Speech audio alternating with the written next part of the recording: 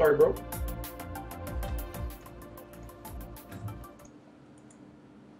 Yo. What's up, everybody? Welcome to episode 22 of Unfiltered. I'm your host, ChanManV, and we got a lot planned today. You know, we've missed the last 2 weeks, so lots to talk about. And it's been a pretty busy week, too. Has it been 2 weeks? It's been 2 weeks, right? Damn. I think it's been 2 weeks. Because last week I was at... last week I just came back from my sister's wedding, so I wasn't prepared for the show and was swamped at work. And then the week before... I think the week before we might have missed. Maybe not. Maybe the week before was Trump. I can't even remember. It's so many Tuesdays. But we're here today. Steven's here, of course. What's up, Steven? My co-host each and every week. And then we got our esteemed guest, Mr. desRow, who's never been on the show before, and I've been promising him that we'd have him on the show, and it was a really good timing since he made WCS Challenger this week, and I thought it'd be great to have him on and talk about just his journey to WCS Challenger. What's up, Mark? Yeah, thanks for having me. I've been wanting to talk to Steven since Poland, but he's been dodging, so it's a dream come true. What are you talking about? I talk to you in fucking Skype like every other day. Dream come true. I'm just joking. Yeah, so anyways, topics today, guys, is again, we're going to have desRow talk a little bit about Challenger, and then we'll talk about the balance changes that David Kim posted recently, proposed balance changes for post-BlizzCon. Lots of interesting things there, and I think generally the community seems to be happy about. And then we'll talk about the perceived negativity in the StarCraft 2 community. Lots of people have been referring to it recently that they think the community's been negative, and just kind of wanted to see what the thoughts of desRow and Destiny are, and then maybe get your thoughts, all the viewers. We'll touch a little bit on League of Legends World, the World Champions. I know a lot of people have been wanting us to talk about it, and so we'll touch a little bit on it, and then we'll probably continue the talks. Just in the future weeks. SteamOS announcement, or Steam made a big announcement about their OS, which looks really cool. So we'll talk a little bit about that, see what you guys think, and then lastly, I have an announcement regarding another show I'm going to be doing, which will debut later this week. But okay, let's start off. Oh, also one last thing: Q&A, viewer Q&A. Go ahead and post your questions in the Reddit thread, which is here for those of you that haven't been. That missed a tweet or haven't been in Steven's chat. Post the questions there. We'll get to them. I'll ask them at the end of the show, and hopefully you'll like our answers. All right, let's talk about Challenger League, desRow. So you made it into Challenger League, and it was actually really cool seeing it because you were streaming during it, and then you had this post speech afterwards, which was, I thought, really nice and special. So talk to us about that and what it means to you. Well, I mean, Steven knows it. It's like a grind that never stops, and it's like not done, but you never like really know if you can like catch up or do it. So and like my bracket wasn't that hard compared to other brackets, but just making it is like a proof to myself that I can maybe do something in StarCraft. Like before, it was pretty grim. Like I was still doing it, but I was like lost in the woods, but I found my way now. It's really motivating too. Yeah, I found my way. Well, so for those of you that haven't been keeping up with desRow, they don't know that you've been you spent a lot of time trying to build up your channel with your subscriber offerings. I remember Steven, like one of our past shows, I mentioned desRow's just the amount of work that he puts into just the subscriptions or all the subscribers and what they get, and some of those involve guides and coaching sessions and even these regular shows. So how are you able to do that and actually practice and try to get into Challenger?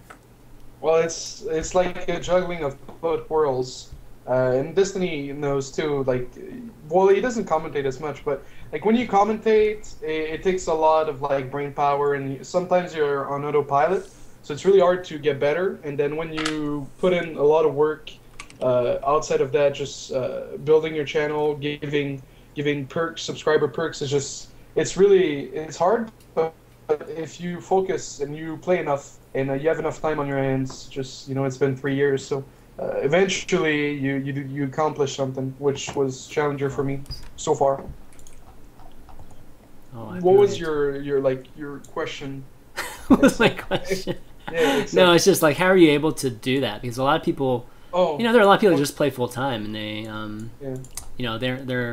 they haven't been able to make it into Challenger, and I know the amount of work that you do to promote your channel and build it, and right now you're getting over 1,000 concurrents like every day, right? Whenever you stream, Whoa. which Whoa, way more than that, whoa. way more. Than that. I stopped commentating this month to focus. Like I took like a financial hit just doing that, and a financial a growth hit.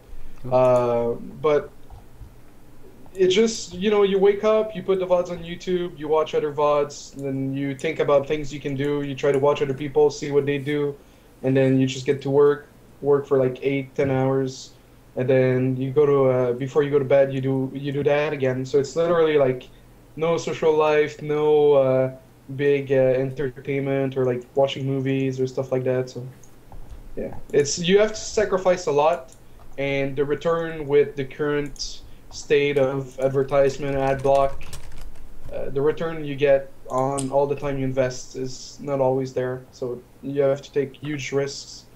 But if you're passionate enough and you want it enough, it happens sometimes.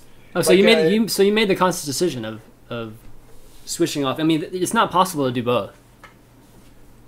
I was doing both, but just like I was giving myself like a one last shot of being like a competitor, and then Sorry. if I didn't make it into Challenger, I was just gonna go like full guides, just a lot of guides, a lot of commentary, like never stop, never try to be a competitor, basically. But I made it to Challenger, so I'm gonna continue.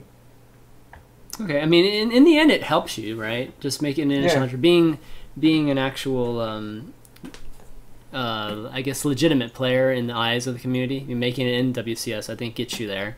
So in the end, it's going to be profitable for you, even if you decide to go that route, I think. Steven, what do you think? What do you think of desRow making it in a Challenger?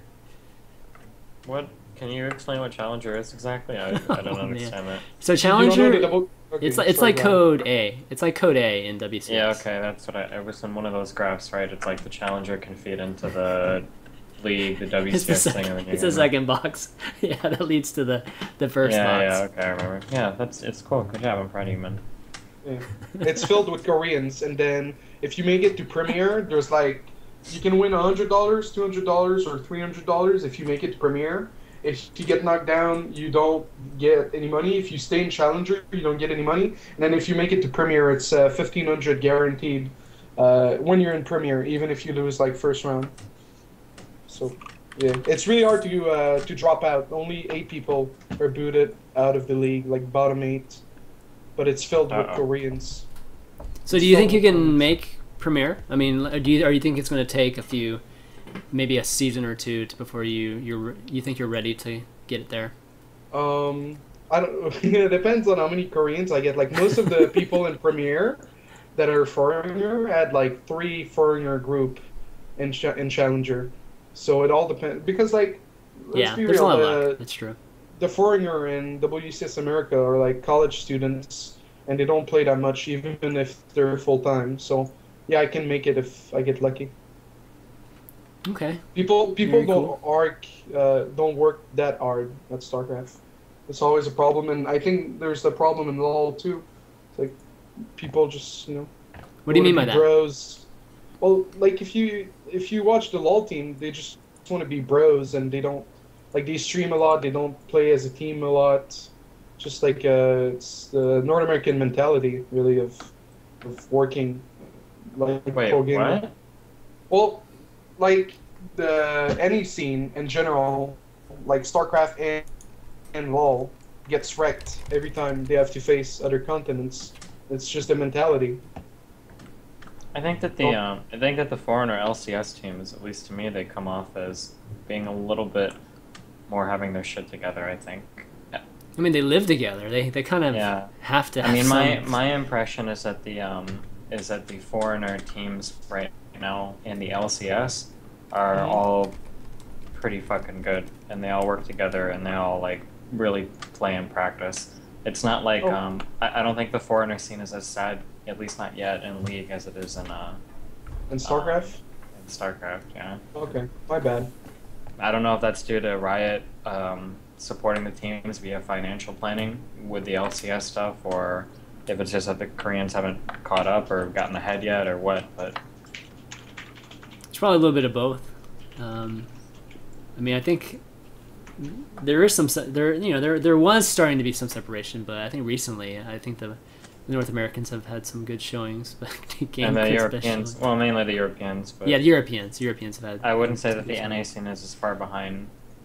Like the NA scene in StarCraft is dead, right? Like that's pretty much well agreed on, right? Man, we got Scarlet, man. We got Scarlet. Yeah, there's like 1 or 2 players. I wouldn't say that the league scene is at all that despondent yet in regards to NA versus Korea. They're behind, but it's not like hopelessly behind like NA is. Well, that's because we didn't start behind like we did in StarCraft 2, at least. StarCraft 2, we started behind. So, I don't know. Hopefully... But like, the skill ceiling in, like, MOBAs is, like, a lot more accessible than StarCraft and Koreans. I definitely agree with that. There's a lot of League of Legends players that are as good as they possibly can be, and they can't get any better whatsoever. They've definitely maxed out the skill ceiling on a lot of different... Oh, wait, never mind. That was retarded. What? No, what the fuck do you mean? Nobody's even come close to hitting any skill ceiling in a competitive game. I talked with, like, players at the International 3, and they, like, all agree, or not all agree, but some have said that the skill ceiling is, like, easy to get to. Yeah, and there's a lot of Counter-Strike players that talk about how Modern Warfare 2 is an easy game. Like, well, I mean, if people want to circle jerk their game, that's fine, but if you're a professional player, then you're doing yourself a great disservice by saying another game that has been capped in the skill ceiling. No. He wasn't talking about LoL, he was talking about Dota. He said the skill ceiling is not that high, so everyone's good. It all comes down to, like, team comps and team play. Do you think that the guy might have been a little bit retarded? Just maybe he doesn't know what skill ceiling means then. Are you familiar with the term skill ceiling? Do you know what that means, really? Yeah, you hit the fucking ceiling and you're done, like, getting better. What do you mean? What does that mean? Like, can you elaborate more? Can you give an example of what that might mean? Well, okay, so, like, let's say, like, you rate players on a, like, 1 to 10, right? Let's say the skill ceiling is 10. Let's say, like, most of the players are at 8 or 9, maybe, like, superstar players are at 10. If you're, like, 8 out of 10, it's like, you're good enough to be, like, at the International or LCS or whatever. And then for fucking StarCraft 2, the skill ceiling is so fucking high that, like, Koreans are at 8 or 9, and then the rest of the world is at, like, 5 and 4 and 6 because it's so high. Alright, stop. Okay, no, okay. So, that was kind of... no, never mind. Okay, so a skill ceiling has to do with the amount of depth that's available for a player to explore in any given game, okay? So let me give you an example of a game with a really low skill ceiling, okay? Tic-tac-toe has a very low skill ceiling.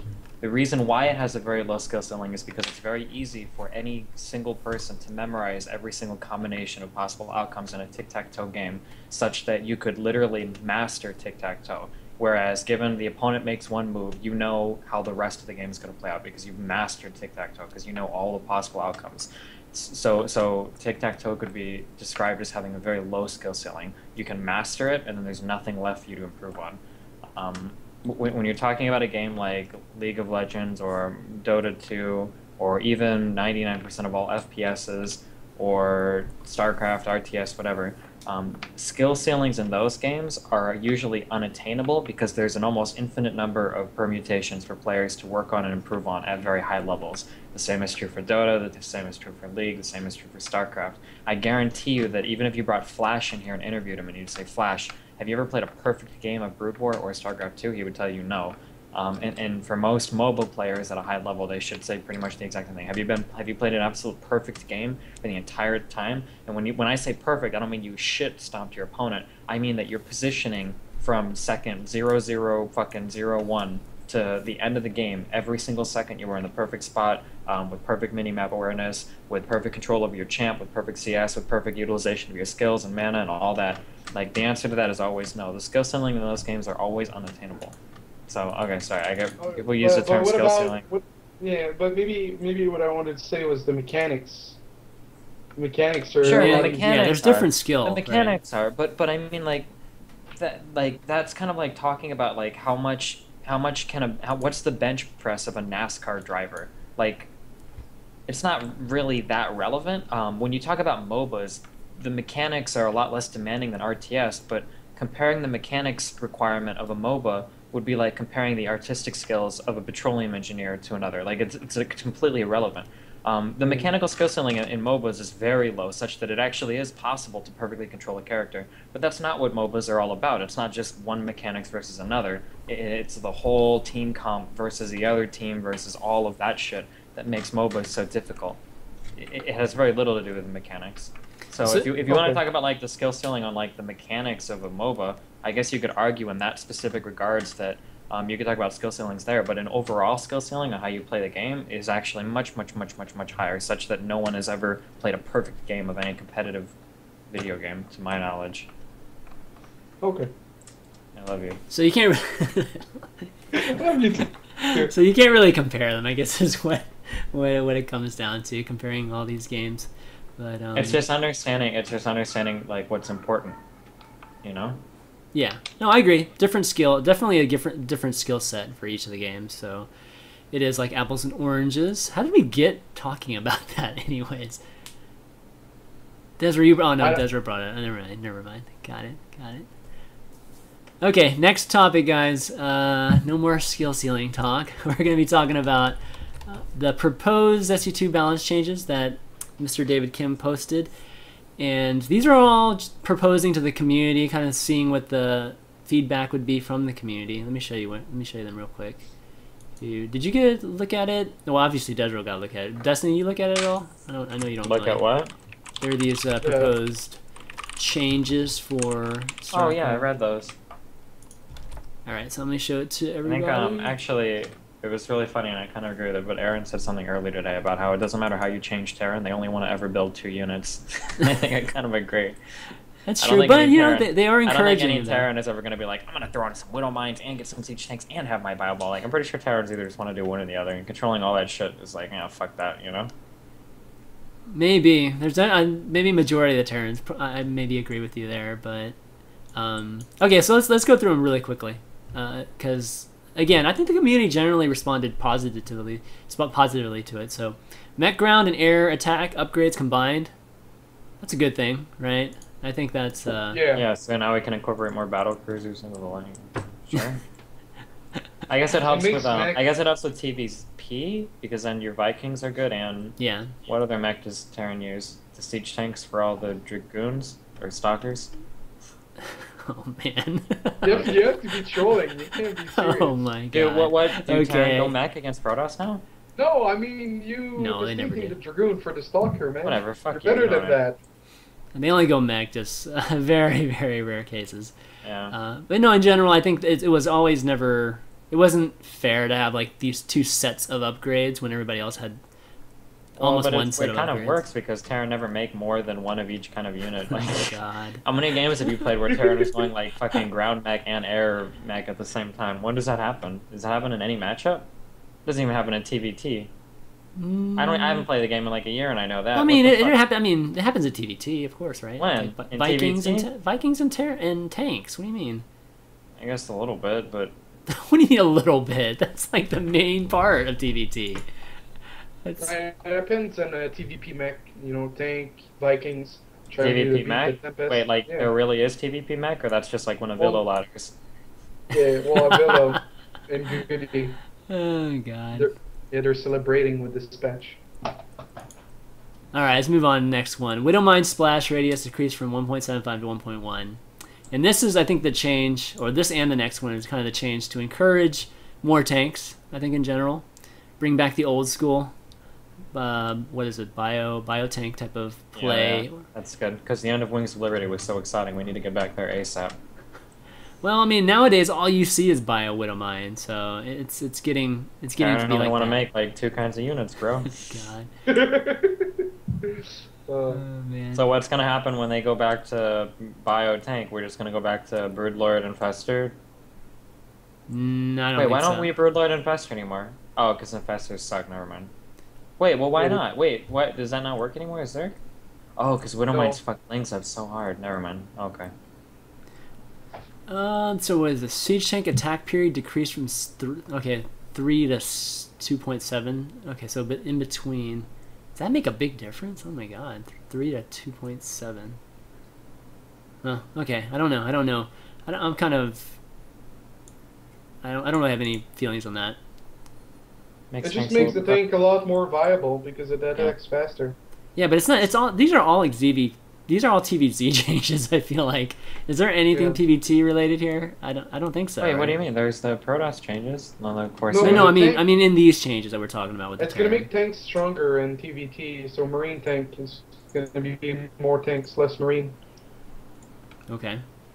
All right. Oracles cost less gas. That is encouraging you guys to. That's gonna mess up PvP, but it's gonna make it like you're gonna be making more of them late game. Like PvP isn't messed up enough. PvP is already crazy. It's never has PvP ever been stable. Well, it's like pretty stable these days. Like if it gets to the late game, it's like you know where you're going. It's It's not like whoever makes the Nexus first loses anymore. No, but that was us. It still happens. Like, what? The end, but the end of Wings, there was a lot of one gate expand. It's just freaking Husky went on that bandwagon because Husky? I'm not gonna go there, but You're dude, like any caster. No. I'm just talking about like average gold caster, gold league caster. The first guy that expands in PvP usually loses because like most of the casters play Terran or Zerg and they never ladder either way, and then they just say a bunch of like random stuff. Like, there was never a moment except the 4-gate era where expanding with 1 gate meant you were gonna die in PvP. What? It was like that for a long time in PvP. What do you mean? Where one gate expands would get fucked. Like, okay, the last 6 months, the last 6 months of like Wings of Liberty, and a lot of time right now in odds, you can 1 gate expand. I'm telling you. Versus maybe. like I mean, in HOTS, I believe you. Maybe at the end of Wings of Liberty, I guess it might have been possible, but I don't remember. Now with the mothership, it is easier. Yeah, I guess he would do like those 1 gate robo bullshit expands or whatever, right? Yes. Yeah, I kind of remember. Okay. All right, moving on. Dark Templar movement increased from 2.8 to 3. So they're making Dark Templars faster, which I think weren't they too fast at one point in Wings of Liberty where they would outrun Overseers? So Overseers have gotten a buff too, so maybe they still won't outrun. Do they make the upgraded Overseer speed faster or just the base speed? The base speed's really faster. So the Overseers are faster, because of the base speed. So maybe they still can't outrun them, but Dark Templar's faster. That's I don't know. I guess that's interesting. It's like as fast as a Stem Marine, which means you can awesome, micro it. No, but like it's just. So how are you gonna feel when In Control is in Challenger? No. Is that gonna tarnish what you've accomplished, desRow? No, but he's getting better, okay? But it's just like if they add detection before, you can do anything. Now you can still like manage to be scrappy and make something happen. Okay, so like, wow, you can micro DTs. Okay. Yes. Dude, it's so slow. DTs are always really micro intensive. I mean, like you warp them in and then you right click to your opponent's mineral field and then you go do something else. Like that's how I've always perceived it. Ridiculous. You want to talk about a high skill ceiling? That was the fucking Notre Dame Cathedral right there. Holy shit, man. Oh man. Okay, well that should be interesting. And Roach speed upgrade also increased the burrowed Roach movement speed from 1.41 to 2.25. Wow, that's a huge increase. Definitely. Yeah, burrowed like, roaches are going to be so viable now. No, yeah, of course, dude. Tunneling claws with roaches. If you have like a Zerg that has good multitasking late game, and then you load up like 4 roaches, and you multi-prong 3 vases, and you just run them around, it's like a nightmare. Like it was already a nightmare when some good Zergs were doing it. It's just Zergs are lazy and they never try to innovate. Like. Well, I don't know if you need. I mean, Burrow is good, and a lot of people are using Burrow just all over the place. But Roach speed hasn't been. Pretty sure those builds are really good, and then Protosses are like, you know what? Let's not be fucking retarded, and we'll just chill and we'll just like defend, and then the Zerg will auto lose. There was like this little brief period in time where Stefano could max out on Roaches really fast, and Protosses would die because they all have fucking full blown AIDS of the brain. And then eventually one of them got the vaccine, and they were like, you know what? I'm just gonna chill in base. We'll have good force fields. We won't go full retard. and we'll just wait until we have a good army, because any Zerg that maxes out on roaches is probably a little bit retarded, and then we'll just move out a move and destroy them, because fucking roaches blow all the dick in the world, and they don't even get paid for it. I think that if you're trying to do like mass burrowed roach harass or whatever, like I guess it can work, but if it doesn't, you're so horribly fucked that it's not gonna be. You're not gonna be in a good scenario. The game has changed. It's like gate expand, so your third is like a lot more contested than it used to be, which opens room for you to be creative. You should come back. I'm on my way, dude. It's their fix for force field, man. It's an increased battalion clause. That's what it is, man. Totally. If they were to increase the burrowed roach speed to the Stim Marine, I would play that. That'd be funny as fuck. Oh my god. Hey, what's the roach speed on land without being burrowed? I don't know. I don't know, actually. Oh. It's probably... You're in Challenger. I mean, it's probably pretty close to 2.25. Dude, have all the speeds in the game memorized. Dude, you don't need all those stats to be good. But, so do you think all of these changes are good? Would you be happy if all of these changes made it into the game at post BlizzCon? Except Oracle, I think. But yeah, the people are cheap. When something's expensive, they rather go for safety. They'll make a lot of stalkers instead of investing for an Oracle. So like Blizzard's trying to like change the metagame and have more diversity, but in the end it's just people like not having good enough incentives. So if like 50 gas less for an Oracle will make people make it more, then yeah, it's for the better. It's just people are lazy. I feel like they're trying to make the game even faster than it already is. Yeah. And I've always felt that was one of the problems with StarCraft 2 is that it's too fast. So they're trying to like improve harass tools. They're trying to make mech better, and they're trying to make harass tools more efficient and more reliable. They just have to get away from the turtle to the big blobs of death. Yeah, exactly. That's what they're trying to do.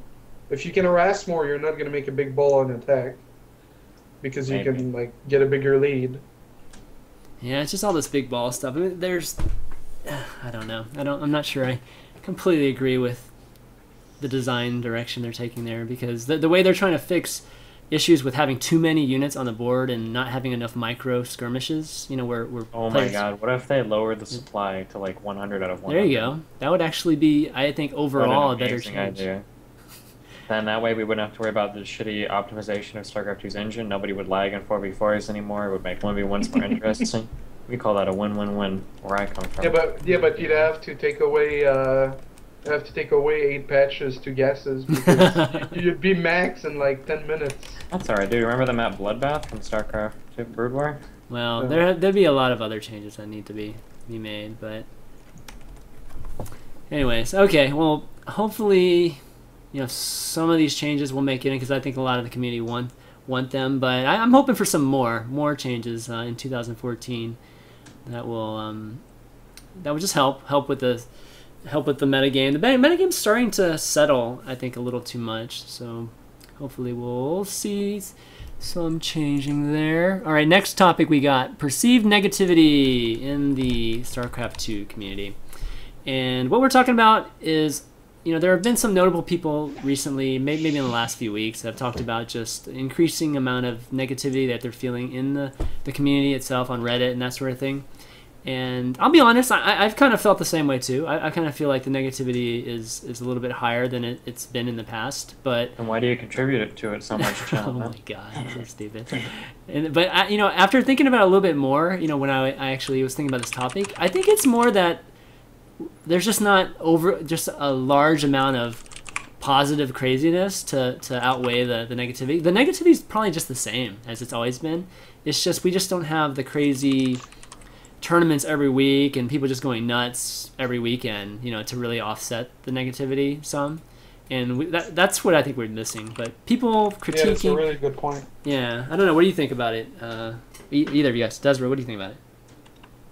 Well, I mean, just like it's always the vocal minority that makes the Jimmies get wrestled. I think like it comes to a point where we don't have enough stuff going on that we need like active mods take a stand. I know like a lot of people they want free speech and everything, but I think our StarCraft more moderated would be for the better because like there comes a point where every thread is like 5 or 10 mass downvoted posts of like StarCraft 2 dead game, and like it just Didn't never I, dude? stops. I've made a post about that a long time Yeah, ago. I know, and I tried to like I still quote you stand and by tell it. the Everybody can mods. suck my dick. Everybody can suck my dick. Yeah. There should be if you have negative karma, if you have like negative 50 karma, you should just be auto banned from the subreddit. But then everybody was like, well, what happens if There's a you guy. what happens if you legitimately have that low karma? And I'm like, dude, that never fucking happens. And then one person will come like, well, this one time I made a brand new account and on that day I posted in an unpopular topic and I spoke out against the circle jerk and now I have negative karma, so now I would be banned from StarCraft Reddit forever because of people like it's like, dude, the fuck suck my dick. Like if you're too stupid to figure out how to get positive karma on fucking Reddit, you probably shouldn't be posting anyway because you probably can't contribute anything good to the discussion if you can't figure out that fucking posting any comments like on any place will What are we get you positive talking karma. about? The What? fucking on Reddit, on the StarCraft subreddit, if your account has negative 50 karma, you should just be auto banned from the subreddit. Oh, you Damn. should be. You're All- saying that they yeah. should just You should just be auto banned. But then everybody started coming up with like, well, what about the scenarios where, and then they name these fucking like a scenario where like a fucking girl is born with a arm coming out of her fucking tit, and then like for some fucked up reason she has negative karma and she can't do anything. It's like Jesus fucking Christ, you know. I don't know. I think that they should just auto ban negative karma accounts. There are too many stupid accounts. I agree. I mean, I don't know if 50 is it, but at least 100. 50 I think is would be fine. good. No, fuck it. 50 is fucking fine. You can't. Dude. You have to be fucking retarded to have negative karma on Reddit. Like literally, you can't even be retarded because a Well, there retarded has to be person a doesn't know threshold that you if you have to go out of your way to acquire karma into the negatives on Reddit. So you can't even be retarded. You have to know what you're doing. It would be like scoring less than 25% on a 4-question multiple choice test. Like on an ABCD, on a 4-answer test or whatever. To score Okay. less than 25%, less than guessing every single answer A on a 10,000 thing quest or whatever, Yep. or on a 10,000 fucking question test. Like, you can't do it unless you like go out of your way to be that fucking stupid. Okay, so what you're saying is that the negativity that we're talking about are just a bunch of trollers, right? No, no, definitely not. But those accounts are fucking annoying. What, the trollers? Yeah, they're just Okay. fucking annoying. Fucking let's bring up StarCraft, Well, Reddit. I agree with that, but I Solid don't advice think from that's what Jinro. people Oh do. shit, Jinro #1 post. So let's see what these downvoted comments are. I can't wait to see all of the. All right, let's see. We've got one guy. Let's see. look at this Jinro is shit. a fucking disgusting piece of shit. He will. Oh, this guy. I'm sure this guy definitely doesn't It's like, let's look. contribute as well everywhere he goes. What, the barcode guy? Let's see. Nope, not barcode. Wow, there are a ton of downvoted. Even the guy that says that has fucking positive karma. Like holy shit. Like see how fucking hard can it be? Shouldn't the R in Reddit be capitalized? What about Russia? LOL, they put it on the floor and Reddit noticed. XD, we did it, Reddit. I wonder how much karma this guy has. Oh, God. Oh, negative 618. Wow, what are the chances? What about... But I mean, this is I- okay. All right, all I right. wish Blizzard would like. I wish Blizzard would go the Riot way and get involved, but then that would mean Blizzard would be more involved than they've ever been. I don't think they need to I get really involved wish- in this. I mean, what do you want them to do? Go in? Well, no, Moderate no, Reddit? The Riot people. No, but the Riot people. Oh, they're fuck like, that okay, shit. so Oh, fuck that shit. Why? Shut the fuck... I mean, I Steven don't wouldn't be want that. Steven wouldn't be able to post anything. No, because they're fucking Nazis. They like control that subreddit. The League subreddit is so fucking boring. There's nothing cool over there. Because they're like Well- crazy fucking Nazis. They obsess over karma and shit. And It's true that the league subreddit is very. the subreddits need Very to homogenous. exist as separate places. Like, what if we all had really big problems with Riot? Like, I don't want Riot controlling the biggest avenue of communication, you know? yeah.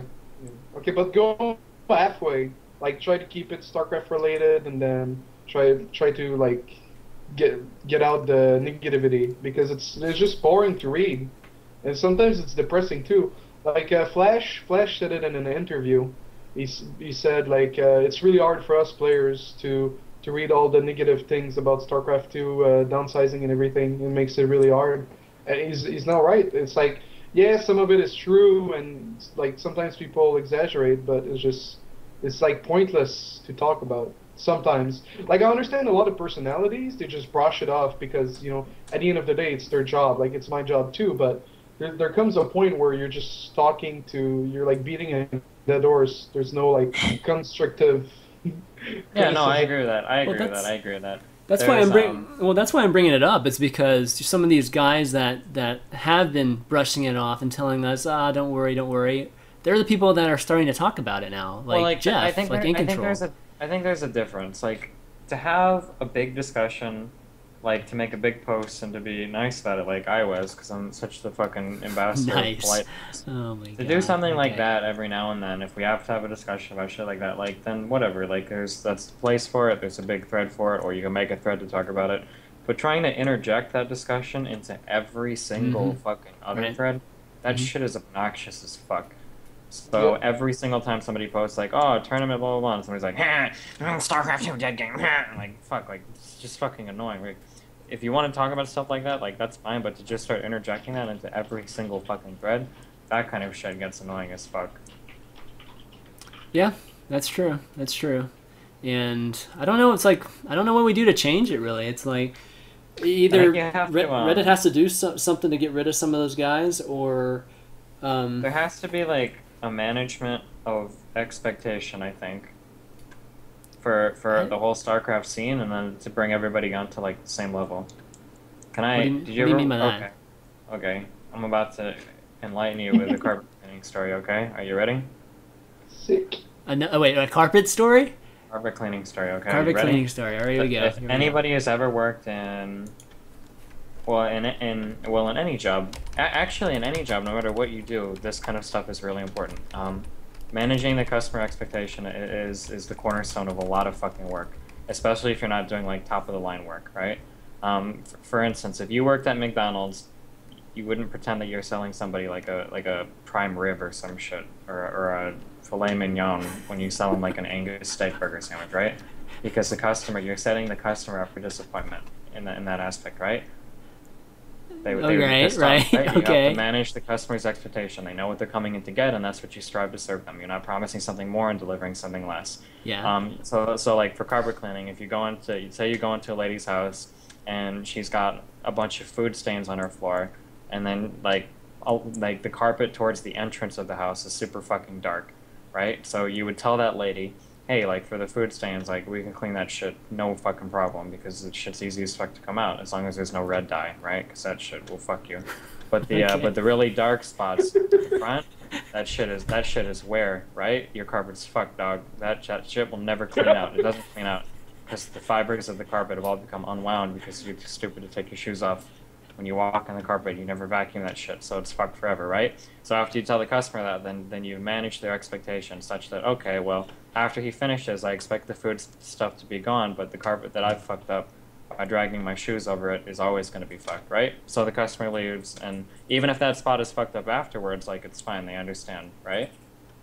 Yeah. So Right. with the StarCraft 2 crowd, I think that a management of expectations such that it doesn't have to be the biggest game, or it doesn't have to be number one, or it doesn't blah blah blah. Like as long as those expectations are present in the community, there won't be as much need for dead game, horrible shit, blah blah blah blah blah. And then everybody can kind of move on. I think that's just important. It just can't market itself as like the esport or the defining game or the largest blah blah blah of MLG, blah blah blah. You know what I mean? Yeah, but I think people know that at this point. People just, I don't know what it is. People just think it's funny, or, just funny to be like that on all the threads and. Well, that's because the expectation wasn't that a year ago or even 2 years ago. Yeah, but or we're even- past that. I mean, we've been this kind of thing's been little going on bit. for months now. That's a hard cookie to swallow, though, bro. I guess. I mean, how much have we talked about on this show? We've talked about it so much, but so it's like beating a dead horse at this point, and it is getting kind of ridiculous seeing all the same comments over and over again, and I don't know why it's that way, or whether again it's just not being drowned out by a lot of great stuff. I mean, there are still plenty of great threads that are being posted about just a variety of things in the StarCraft community, just not as much live events. to I really take over think the Reddit. growth is incredibly exciting and intoxicating and addictive. And when things are growing, you've got new things every single day, and that consumption of entertainment and new teams and new players and new forms of entertainment, whether it's a tempo music video, whether it's the Carbot animations, whether it's Maximus Black videos of him wearing a fucking Viking helmet, or when she's fails or whatever. When you have a scene that's robust and exploding and all of those things are coming day in and day out, it's very easy to have that at center stage. But We when things are... we still have Carbot. We still have Carbot. Look at Carbot's Yeah, like but up there compared to today, the new and- content that was being made a couple years ago, I'm just saying that when things start to stagnate and then people start getting negative, you don't have like all of the other awesome shit to drown it out, you know? Like take a look at the subreddit anytime a tournament rolls around. Typically, it's pretty positive then because there's something to talk about, you know? We can talk about the WCS numbers or whatever. Like, even if the numbers aren't as great as you'd want them to be, there's still stuff to talk about. But during these lapses in time, like, fucking the Shining Star Destiny doesn't stream StarCraft anymore. Idra's not on EG anymore. Fucking stream White Raw. Where the fuck is White Raw, man? I used to watch that motherfucker. Where'd Devo go? You know, like, and there's just not as much, like, I guess, entertainment. Like, the downtime is a lot more of a killer, you know? There's nothing at night. There's Evilo.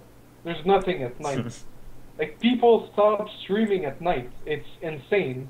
Like, Cats is inconsistent, Minigun kind of stopped, Pug is inconsistent, and that's pretty much it. Like, you'll have Suppy who's going to reach 1,000, you'll have Cats who's going to reach 1,000, you have, like, 1 or 2 Koreans going to stream, like, 2 days out of 7. There's, like, literally nothing at night. And they're, like, it's... So, like, during the day, you'll have, like... Well, why do you think that is? Because it's a shitty time zone for StarCraft numbers. Like, it was always the weaker time zone, but now everybody is abandoned it. Like, literally. So, like, why would you abandon it when WCS is going on during the day, like, almost every day? My fan, like, I would try it, and I tried it a bit, and it's not that bad, but it's just... So you have, like, a potential of 20 to 30,000 viewers during the day. Then WCS gets on, everyone gets raped. And then WCS goes off for, like, an hour or 2 during the afternoon. Like right now? WCS goes on, NA goes on for another 3-4 hours. And after that, you have a chance of getting viewers. Like, WCS killed the growth of personal streams, and then killed the motivation of people to stream at night. So you have like a 12 to 14 hours window to watch quality entertainment of streams, either WCS or personal streams, and that's like a lot less than League, Hearthstone, and everything.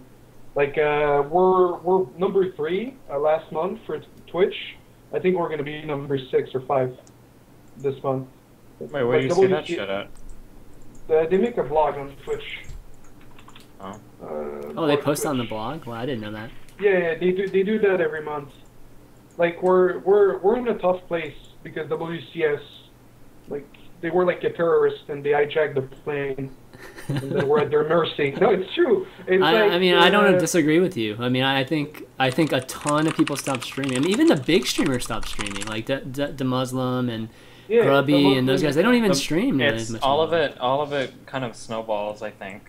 Like, you take somebody like Idra or fucking Destiny or White Raw or Grubby, and it gets to where, like, you get really, really good numbers, and then those numbers start to fall off. And as those numbers fall off, those people stop streaming, which causes the numbers to fall off even more, you know, which you kind of end up in these little downward trends a little bit.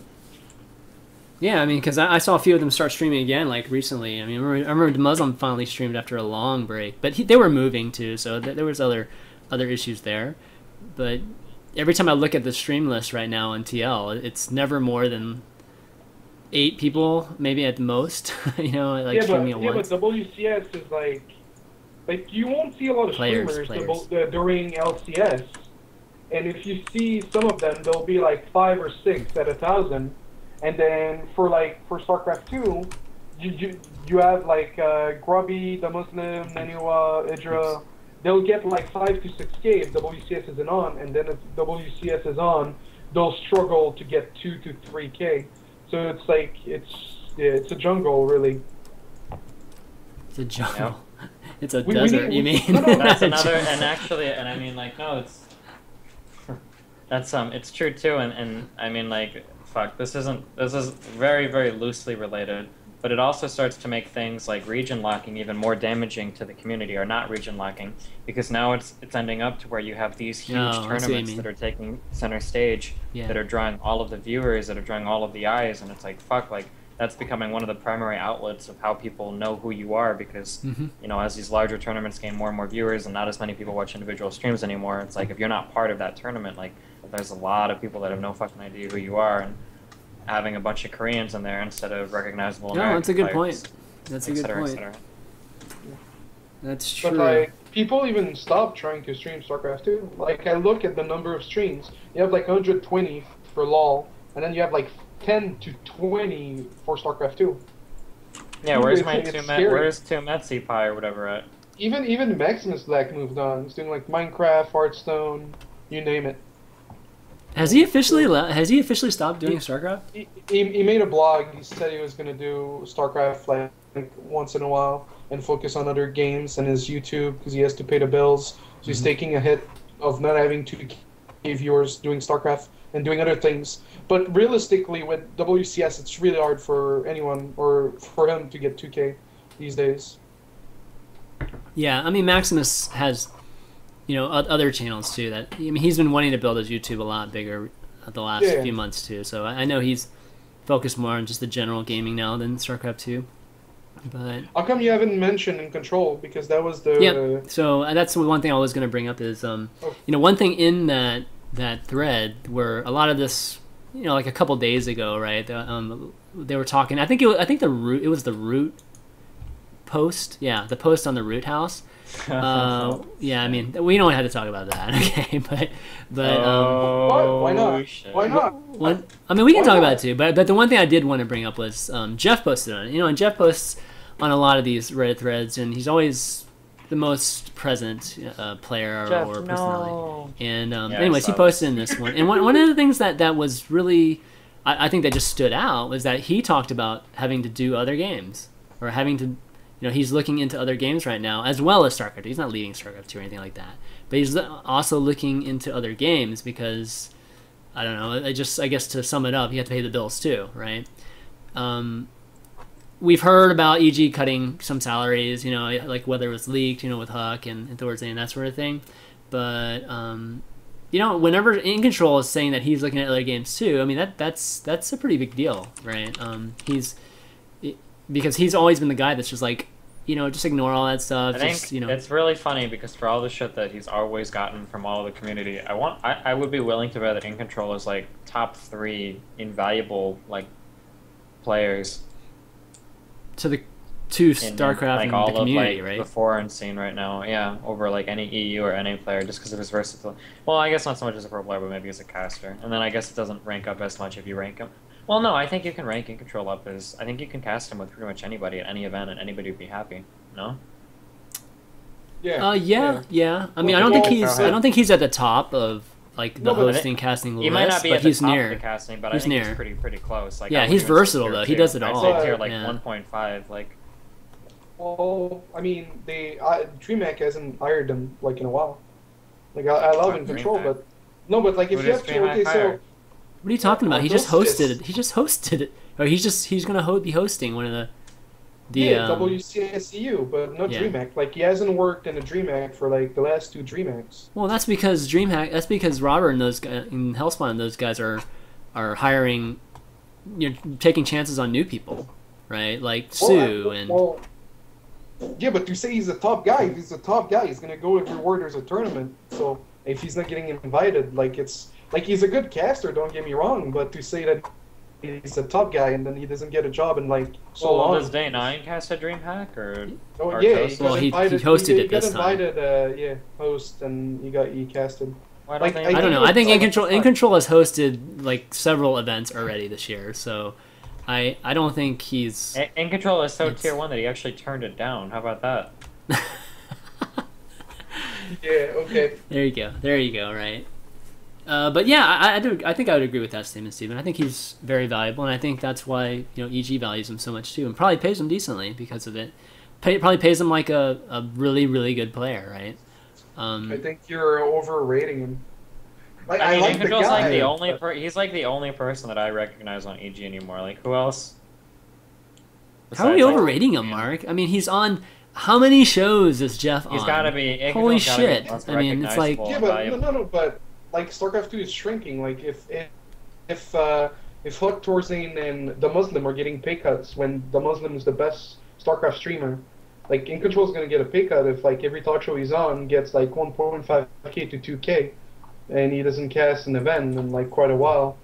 Like his I mean, post about, sure, I'm sure he's getting a pay cut. toxic- He's probably getting a pay Yeah. cut too. I mean, that's what I would imagine, but it's a relative thing, right? Relative, he's still probably really high, and he does, and I think his value is high, so it's warranted. Think about the impressions. How many times do you see What? In Control every week?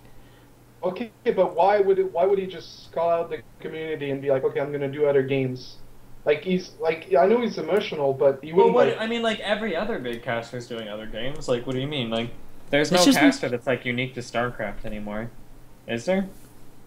Except for maybe like no, Artosis, that's not who's like in true. his own little like Like- fantasy world. Artos is doing Artosis is doing Hearthstone. Hearthstone too. Yeah. Oh, never. Well, then Keldor. here, then fuck. If Artosis is doing other games, like fuck. Keldor, Apollo, I don't think. Oh no, yeah, they are. yeah, those two. They're Yeah. not doing any other games. Yeah, they're not. Well, You sure? Caldor I mean- and Apollo I haven't mean- casted anything for League or anything else like that. I thought Caldor No. did a little bit of yeah, League for well, something. no, Keldor like streamed Hearthstone like a few times in Diablo 3, but he hasn't casted anything else.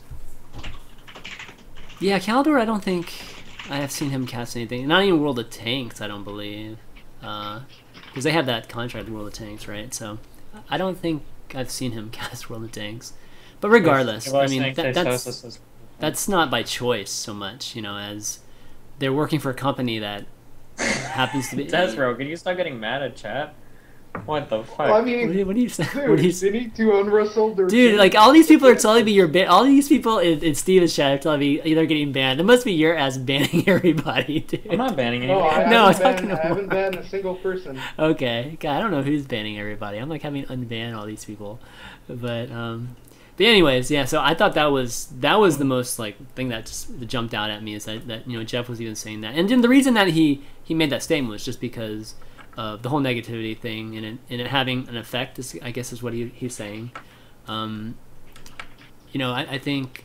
I think there are other people in the community that have been feeling that way too lately. They just haven't been vocal, like Jeff has been publicly. So I don't know. It's not a good thing for sure. And I mean, I'm not gonna go all Axel toss on you guys and say like, just freaking don't ignore everything and only be just crazy positive about everything. But we definitely shouldn't needlessly be negative for no reason. I mean, just doing it for no reason. So. Hopefully we'll improve on that, guys. Do you Hopefully want we to will. touch the root topic? Steven? Yeah. New topic. All right. No, the root. The root. Oh, the root. Oh, topic. God. You want to talk It's about the root Unfiltered, man. thing? Jesus. Your- Okay. the name of your show is Unfiltered. You must remember All that. right. You lead this one. Well, I mean, like, so Kat basically said Yeah, We you're a were little soft, waiting dude. on, You're a little soft. I can't we even. were waiting. What? You're a little softer now Hello? for some reason. Okay. I'm Okay, that's closer better. to my That's mic. better. Yeah, that's Okay. better.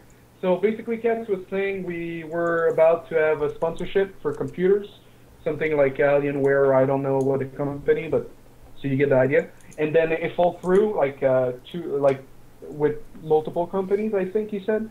And then they wanted to make a video, a house tour video, because it would look more pretty to have like a computer sponsor. So it fell through, so he didn't do it. And it's been like 2-3 months. People paid for to donate. They donated for the root house, and then people were really upset that nothing was produced except 2 videos. One of a haircut, another one was a piggyback ride with a stage, I think. And yeah, I mean, like, people are negative, but I think it was like a legit concern that they definitely should do more. And yeah, I mean, like, if you compare it to the EG house was a frat house, but at least they made a lot of videos. So Well, I think Katz came on. He already made a statement about it, right? Just in Reddit saying that a lot of that stuff's coming in 2 weeks. mm, Do you think that was already planned, or do you think that was just in response to this stuff? Well, I understand that the sponsorship fell through, but I don't think that's a good enough excuse. Like you have like one guy that's supposed to make videos. You have like a bunch of players. Like we haven't seen like like an unboxing video of some TTE sports stuff or anything like that, or like the Aver Media products that they were sponsored by like even before the house was started. Mm-hmm. So like I really want Root to succeed, but they have to help themselves too. What do you think, Steven, of what Root has been doing? My suggestion to everyone in esports, and I don't know what gives a fuck what I say, but like this is what I do, man.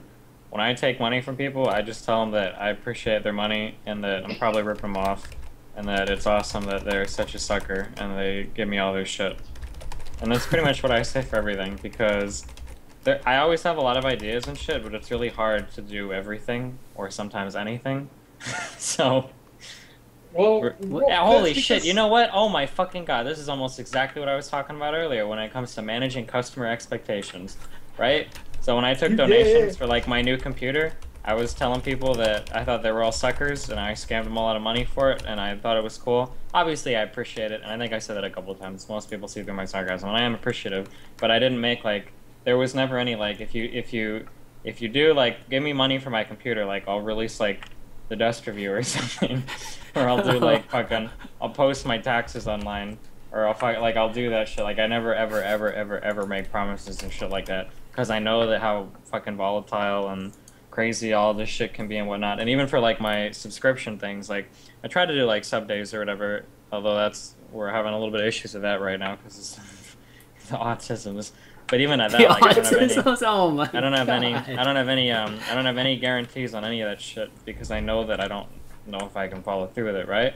But at the very least, like, you can't really get mad at me, like if you donate, and it's good for me. Those people, like that guy in my chat, that Jeff Kim guy, gets really fucking mad in my chat sometimes, and like I'll just laugh at him because like I didn't like promise him that I would like, or promise anything for people that sub to me or whatever, other than I'll try to stream or whatever. And I guess like I'm a little bit more lenient when it comes to banning you in chat if your name is Blue. But other than that, you know, you just have to be careful, because you put yourself in like a really tough spot if you start making promises for really large sums of money. And Root kind of fucked themselves there, because they took a lot of money. That was a lot of money that they raised. I think over $30,000 for that house, right? Yep. And all the promises were relatively simple things to deliver on. There wasn't anything crazy in there, you know, just like a walkthrough of the house and streaming content and whatnot. And I don't think really any of that has been realized yet. So to see a group of people like that not deliver on relatively simple promises in exchange for a relatively large sum of money, I think is pretty upsetting to a lot of people, and I can understand why. Not to say that Root is evil or whatever. I mean, obviously there are issues and shit that comes up when you're trying to manage sponsorships and you're, you know, searching for potential partnerships and all of that. But I mean, yeah, that was a pretty big fuck up. Yeah, I agree. I think a lot of the things that they put in there were not nearly as hard as some of the pizza.gg things that were promised by those guys, because of just the amount of players that need to get together between two teams that have different schedules, and that was just craziness there. So yeah, I mean the whole Sage piggyback, I mean, they could have done a lot of those things really, really easily, and it didn't even have to be crazy good either. You know, they could have just done some of them just to you know, just to kind of knock it down. And if you're going to make promises, especially for big sums, like you said, Steven, you need to have these things ready before you even launch the campaign. Like, you should already have it scheduled and planned, like, already. And it seems counterintuitive not to deliver on it, because you've got a huge fan base of people that are just waiting to, like, gobble your dick up. Like, those videos going up on YouTube would have gotten at least 10 or 20,000 views, and maybe not a ton, or maybe even more, you know, like... it's a little bit strange, because the fan base is there. Like, if you can raise that much money, like, the fan base is there for people that want to watch the content. I mean, that's usually the hard part, you know, like, producing the content is usually the easy part. It's getting all the eyes on it that's the hard part, and they've already got the hard part out of the way. So I don't know, it really sucks that things didn't pan out that well. Yeah, so hopefully we'll see it in And, 2 weeks, or else I think we'll be seeing it on Reddit again.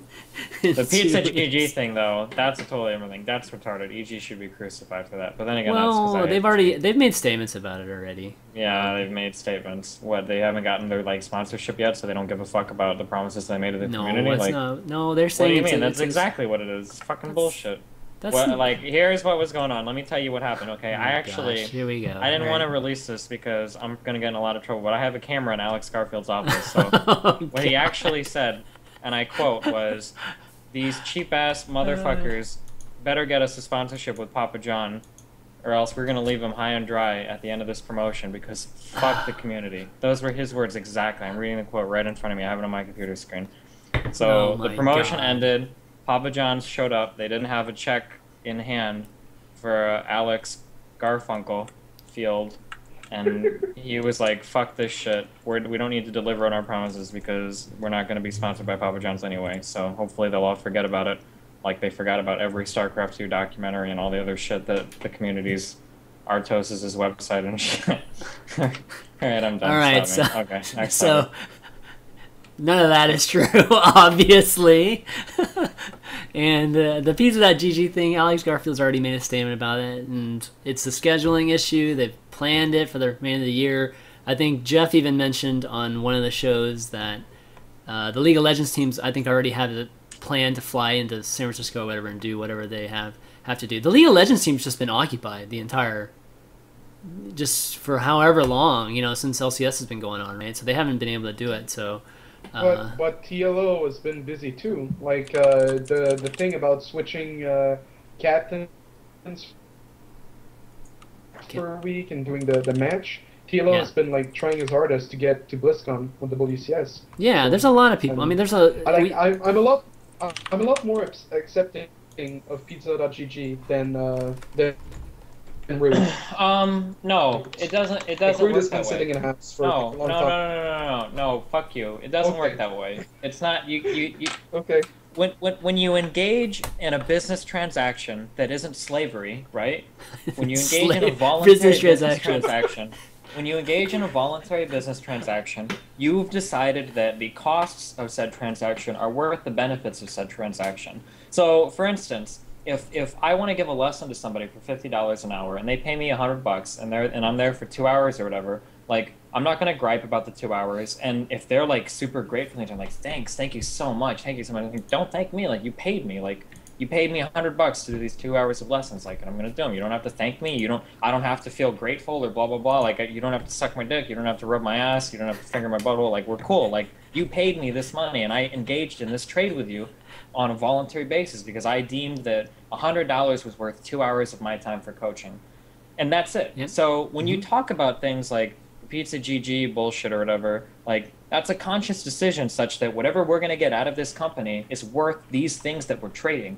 None of it is supposed to be arbitrary. It's not like, well, what, like, random fucking shit can, like, let's all lock ourselves in a room, LSD the shit out of us, and see what random ideas we can come up with in exchange. No, it's, here's Pizza GG. We even have specific milestones set for what we want to sell, and when we sell those, we're going to unlock X, Y, and Z. Those things that you're unlocking have been deemed worth the support of whatever you did to unlock it, like ordering however many pizzas, blah blah blah blah blah. So it's not even at this point. We're not hoping, like, please give us, please, out of the generosity of your esports hearts, will you please shower us with your charitable gifts of Pizza GG? No, like, we already bought and paid for that shit. Like, it's fucking. I'm not trying to sound entitled, but this isn't even entitlement. Like, you bought and paid for that shit. Like, that was the reason why so many people took that deal. A lot of them were looking forward to that shit. So to say, like, to try to make excuses for it not coming, or like we should be grateful or thankful that it's coming eventually, like, no, like, we don't have to feel anything. Like, we already bought and paid for it. It's like, I'm not gonna, like, give a kiss to, like, a cashier because they give me, like, a candy bar for 74 cents. Like, I fucking paid for it. Like, just give me my shit and get the fuck out, All right, Mark, what are you gonna say?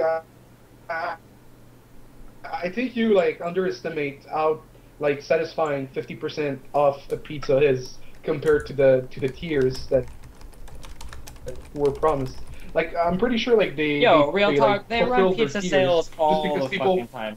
Bro, those pizzas are priced all ridiculously high because they always have sales. There's some marketing term bullshit for that. I wish I could remember what it is, but the face value of a pizza price is never that. They're always running sales 100% of the time. If you were to call a pizza place and order and be like, hey, like I really want your large, you guys are running that sale right now, right? They'll probably, the cashier, whoever you're talking to, will probably just mark it off at the register because there's always 50 million promotions that they're running. The 50% off was kind of nice, sure, but fucking pizza places always run shit like that. Yep. Do you know how much it costs to make a pizza with the ridiculously low amount of under toppings? $1. It's like, yeah, it's like fucking like 92 cents at cost for the pizza manufacturer for the margin for the store. Yeah. I need to open a pizza place. Holy. No, it is. It's dirt cheap to make pizza. That's why they can sell I'm it just to saying, you. like, I'm just saying, I understand that. I understand that when you've bought and paid for something, then there's nothing else has to happen. There doesn't need to be any gratitude show. There doesn't need to be any like fucking assholes kissed or whatever. Like you've already bought and paid for it. Like it should come at the end of that. You know, like that's all I'm saying, man. Yeah. No, I totally agree with that. I mean, I think again, like when you plan these things, and it was a good idea. You know, having these milestones and all this little bar that goes up, you know, when you meet certain things. It was really cool. I mean, I thought it was a great idea, but you have to finish everything. You have to finish executing this whole campaign by following through on the rewards to the community. And again, hopefully we'll see those soon. Once there's like that shit needs to stop. The documentary stuff and the kickstarting and. Dude, there's like StarCraft's coming out soon, man. There's like a documentary guy for like Canada. He's here comes the documentary plug. Approaching people without telling it was going to be like no. I'm like a little bit against him. He started approaching people, being like, yeah, I'll be a documentary. Are you in? And then people said yes. And then he went to make an Indiegogo, and he's like, hey guys, I'm going to make a documentary. Here's all the people. And then the thing with Indiegogo is that whatever you get to keep. Yeah. So it's like super awkward because he didn't fulfill his goal, but now he gets to keep money, and then I guess he's gonna like document people like close to him or whatever with the limited funds. But yeah, there's like too many people want a documentary, and then not enough people are professional or able to deliver. Apparently, it's taking way too long. It's sense, but anyway, I'm sorry. Can I take 1 second amongst all this negativity to unshamedly praise somebody that I've actually critiqued a lot, or I've given a lot of criticism, not criticism, but like obviously there are some things he does that I don't necessarily like or whatever. But Day9 has probably been like the most consistent content producer in StarCraft 2 since its inception, and he continues to consistently put out content, whether or not it's the same quality that you've always wanted to be, blah, blah, blah. Regardless, Day9 seems like the only person who says he can do some shit and like actually delivers on it time and time again. Yeah, I agree. Like that's one thing that Sean does. Is if he says it, he does it, and he just keeps doing it and doing it, and you know, he's definitely, I think, a paradigm for consistency, and that's why he's so. You know, that's why he's probably the biggest figure in StarCraft, right?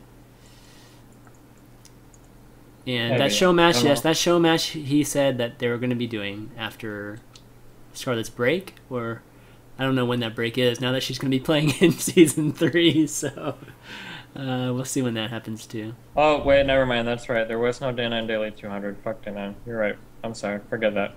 There was no Day9 Daily 200. No, but there was like a special video. That showed up at his house. No, but there was a. What? I don't even remember this. Yeah, he's supposed to put out a special video showing like randomly how he fucking masturbates or whatever to all the fans that donated to him. But he got scared. He got scared. A stalker showed up, so he was like scared of getting stalked more if he made the video. Really? Oh. Just like showing just the setup and all that kind of stuff. No, but like 2 guys showed up at his house, be like, "Hey, Day9, we're fans," and then like he got like super creeped out. Because it was. How sick would it be if Day9 made that video and all he did was like make fun of the people that showed up at his house? It was just like a video log of him like making fun of. How sad would those people be?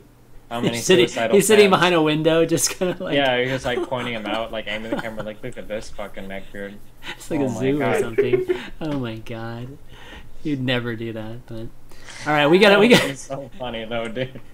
That would be pretty funny. You should bring Tasteless over for it. That would be the shit. That would be funny as fuck.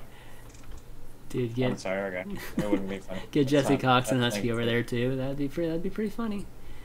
Maybe they could do a King of the Web King of the Web push again for whoever. Now that they got Row to 1 million, jeez, that's crazy. All right, let's take a quick break. See if desRow over here can fix his camera. I think we're tired of seeing the fuzzy desRow, so we'll be right back, guys.